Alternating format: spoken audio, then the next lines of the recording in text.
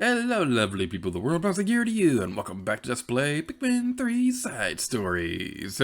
In the previous episode, we started off Olimar's comeback and finally got closer on that cliffhanger after 7 years. It's like, seriously, it took 7 years for us to get closer on that cliffhanger. Now, I would complain, but at least it's not like, you know, the 9-year gap between Pikmin 2 and 3. Although we are starting to get pretty close to that gap between Pikmin 3 and 4. And I really hope that's not a running trend with the series in the future. Assuming, of course, you know, this IP does have a future. But anyway, enough about all that stuff, because we'll be going over here and defeating some bad guys. Now, the objective this time around is more so focusing on defeating bad guys, rather than actually gathering your Pikmin and getting more of them. Now, I say that, but at the same time, it's not really all that important to get a whole lot of Pikmin. Now, it definitely is a good idea to get more so that you can have more Pikmin on your side and you can take care of a lot more things at a time.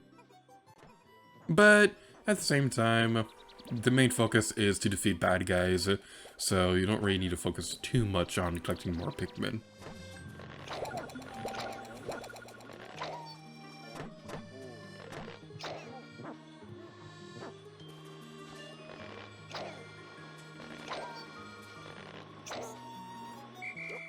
Alright, that plucking mechanic right there is a little bit weird, but it's not that big of a deal. So, next up, we'll go over here and fight this guy. And now you're dead. Let's raise some more rocks. As you go over there and take care of that, let's have Louie go over here. We'll have you go over here, and while you wait over there, when those Pikmin arrive, you should automatically pluck those Pikmin. At least you should. Sometimes it doesn't work and it's kind of weird.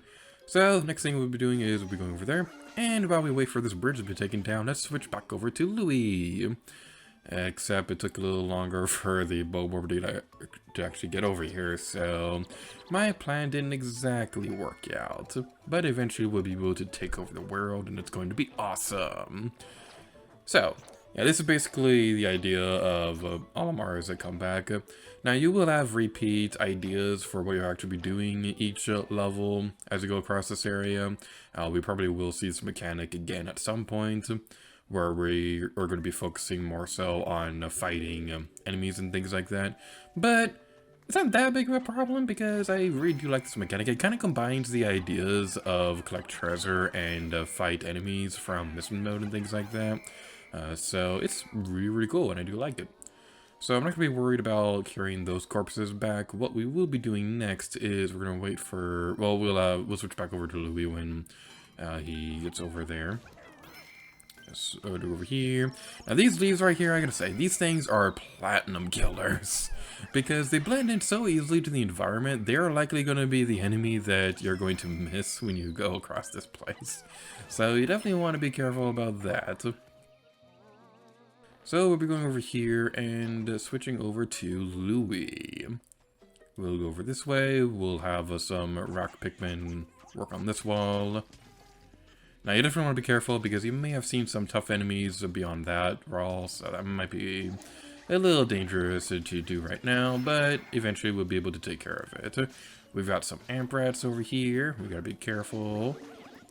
Now, they can be electrocuted and things like that, but luckily this is a Pikmin 2, so the electrical hazards are not immediate death. And that is very, very grateful. I'm very grateful for that, because, boy, the electrical hazards in Pikmin 2, they're certainly something. Wow, you took care of that way faster than I thought you would. That's actually pretty decent. So, get rid of that, and we'll be going over here. We got some of these guys to deal with now. And it sure would be nice if we could see their names on screen when we log on to them, but this isn't Pikmin 3 on Wii U, this is Pikmin 3 on Switch, so they had to get rid of that for some reason. I don't know why they did, it's really, really weird. So, wow, we defeated that guy already. Yay! When I said that, that made me think of Rex from Museum Play 2, when he's all like, I guess I'm the best.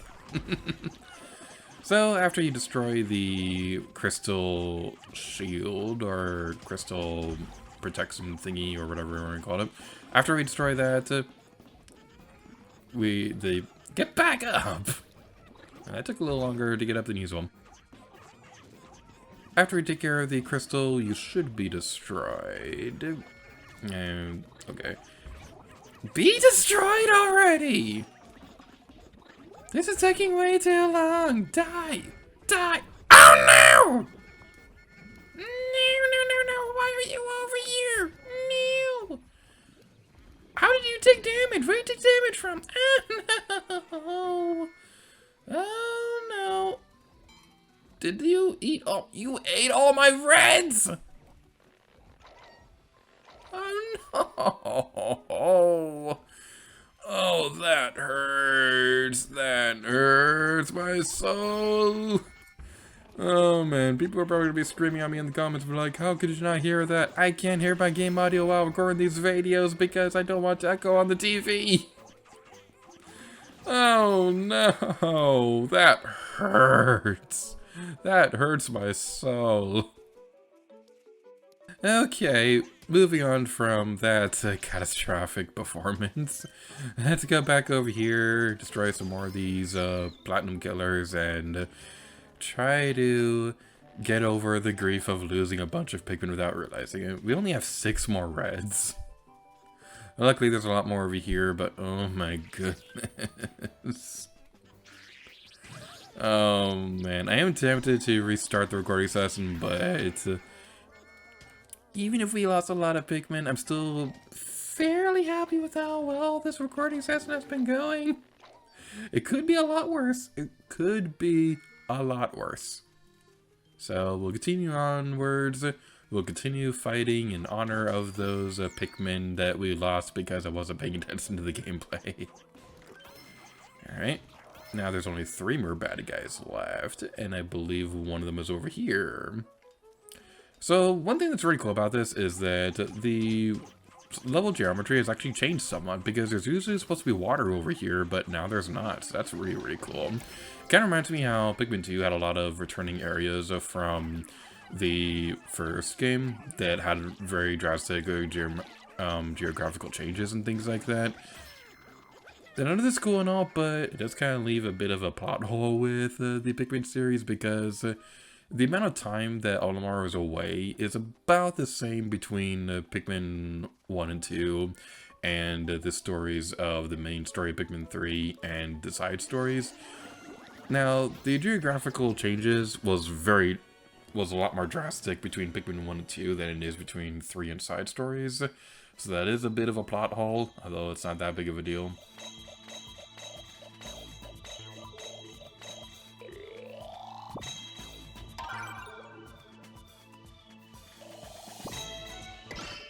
Is it not going to tell us how many Pikmin died?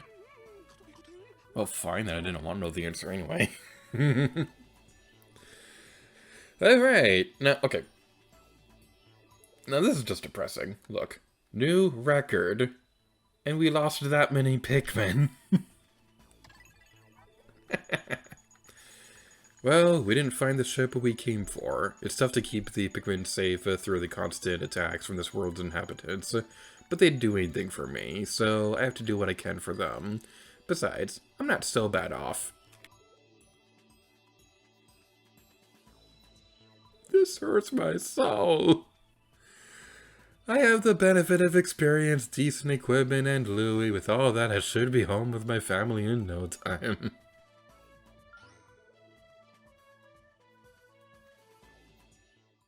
Now that we've taken care of all that, we're in this video off here. So thank you all so much for watching this episode of Pikmin 3 Side Stories. And you may notice that in the description right here it talks about bomb rocks. There are actually some pits that you could have dug up bomb rocks. But personally I thought it was a bit of a waste of time, so that's why I didn't go for that. But anyway, that's not important right now, because in the next episode, we'll be going towards land, sea, and sky. And next time, leave the gear to you. Oh yeah.